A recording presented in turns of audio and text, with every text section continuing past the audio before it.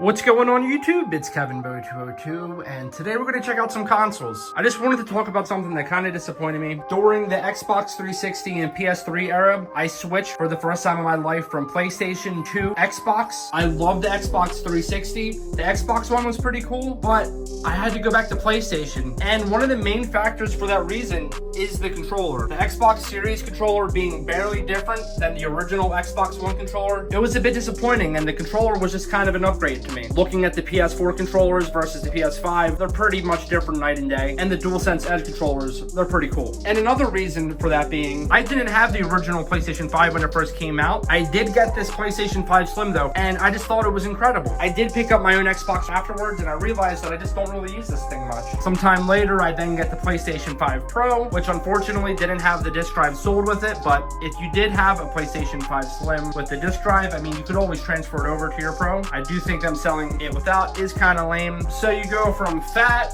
slim, and then Pro. What did Xbox do? Well, they started off with their Series X, and then the cheaper, more affordable option, the Series S, which is the digital version, aka the ugly cousin that we don't really talk about. So they then take the Series X, and instead of making a Slim or Pro model, they basically were inspired by the ugly cousin and brought over the even uglier cousin, a fully digital Xbox Series X. Why? If there's really players that are that specific to only want digital consoles, I mean, buying the regular Series X, the price difference wasn't really that much. The only big price difference between these consoles is going to be the Series X and the Series S. Yes, the digital Series S is obviously not as powerful as the digital Series X, but was that really necessary? Especially when you could have just made a slim model console like they've always done, literally since the Xbox 360. And then they decided to make an upgraded version of the Series X, but the only main difference of the actual console is it being a 2TB hard drive. Now, I'm not going to lie, the design of this Galaxy Xbox Series X, I do like it. I like how the D-pad matches the console,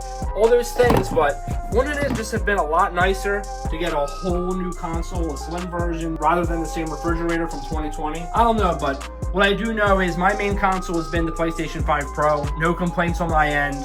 Again, I love the PlayStation 5 controller. It lighting up is whatever. The built-in mic is kind of cool, especially when I'm playing certain games that the games interact with the controller and you'll hear sounds from the game in your controller, and along with the interactive triggers. I think it was pretty obvious who won the console war in the end. It's just kind of disappointing to me. So at the end of the day, with the record low of Xbox sales, that's the main reason why I can only think that they never made a full different model of the Xbox Series. It just seemed to me that PlayStation was at Xbox's throat this whole generation. I'm looking forward to seeing what comes out next. Definitely excited for the PlayStation 6, and I'm also curious of what Xbox is going to do this time around. Do you guys play either console, or are you just straight up PC? Yes, PC is more powerful than every machine in this video, but playing on a keyboard and mouse was never my thing. All the console OGs know what I'm talking about. Let me know what console you guys were rocking with though. I'm Kevin Bo 202. I hope you enjoyed the video, and peace out, guys.